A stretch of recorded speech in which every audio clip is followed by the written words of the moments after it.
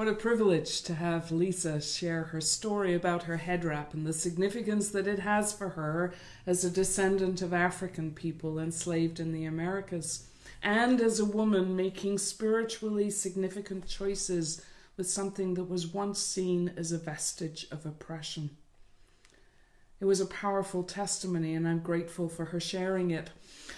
And it's one that, as Lisa said, emerged when we were noticing the Beyoncé moment in the text. The bit about liking it and putting a nose ring on it. Obviously, this is some sort of matchmaking sealed with this nose ring. And if this were a story from the Indian subcontinent, it would make more sense, because still nose rings are bridal gifts, and the more bejeweled they are, the wealthier the groom.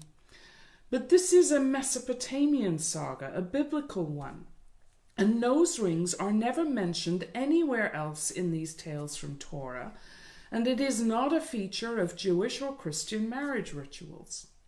So it's this midrashic gap that I want to mind, and I will in a moment, but first I want to deal with the other question that has bugged me about this tale.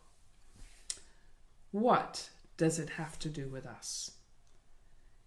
It is, to use my adjective, hopelessly patriarchal. Abraham wants to secure his dynastic line, and so he sends back to the old country for a suitable bride for Isaac, his heir. And by suitable, I mean read bloodlines, ethnicity, socioeconomic status. The story, as you heard, gets worse as Laban's not-so-subtle ploy to get Abraham's steward to part with more moolah before he takes his sister off to an unknown future with a man she's never seen. We could have, maybe we should have, chosen a more inspiring or more relevant story, except this. Sometimes these Netflix-worthy sagas in our scriptures are valuable for exposing themes that we might not otherwise risk exploring in the context of worship, like patriarchy. We think we've left it behind, but we haven't. And there's also the continued ways in which women's behavior and dress, who they speak to and who they veil for, and how and even whether they get to make life choices continues to be the subject of often sexist scrutiny, prejudicial judgment, and comment.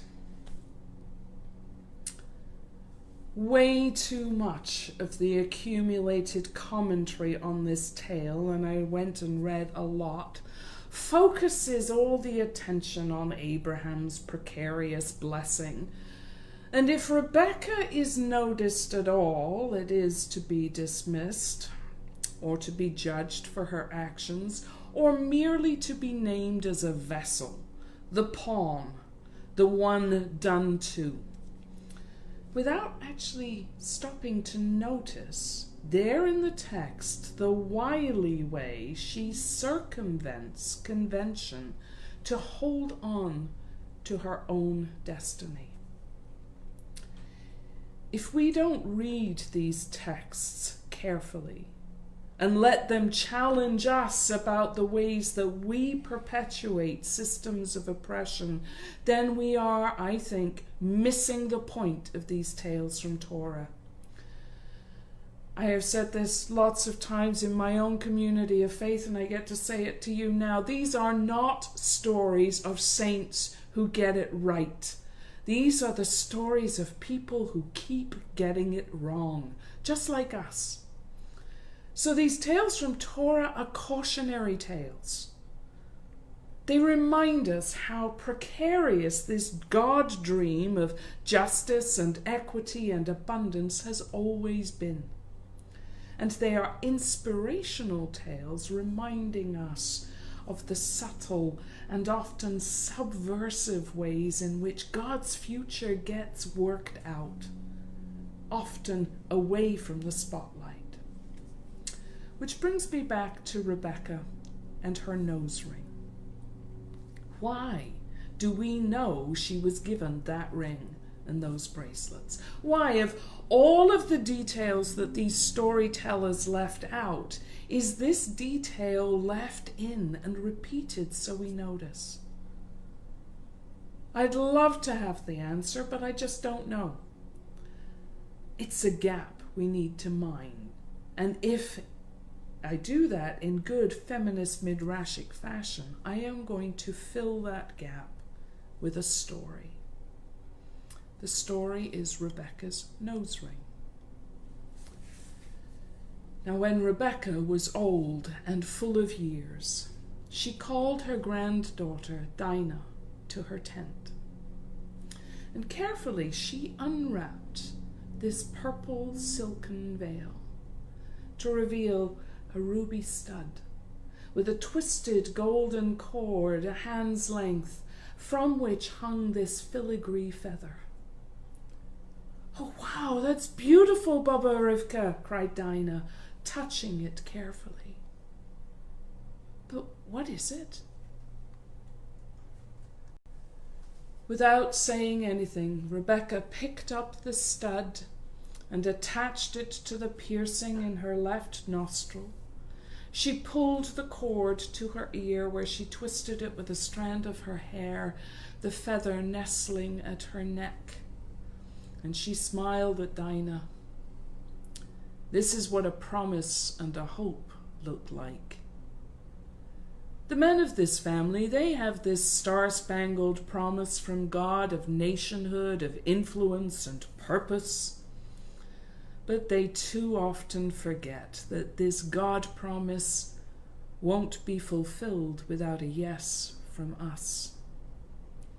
A yes from women choosing to bind ourselves to a future we cannot imagine, but one we believe and trust to be held in the heart of God. She took off the ring, and she wrapped it once more in the silken veil and put it into Dinah's hands, saying, "Dinah, take it. This doesn't belong to my sons, nor to your brothers, but to you.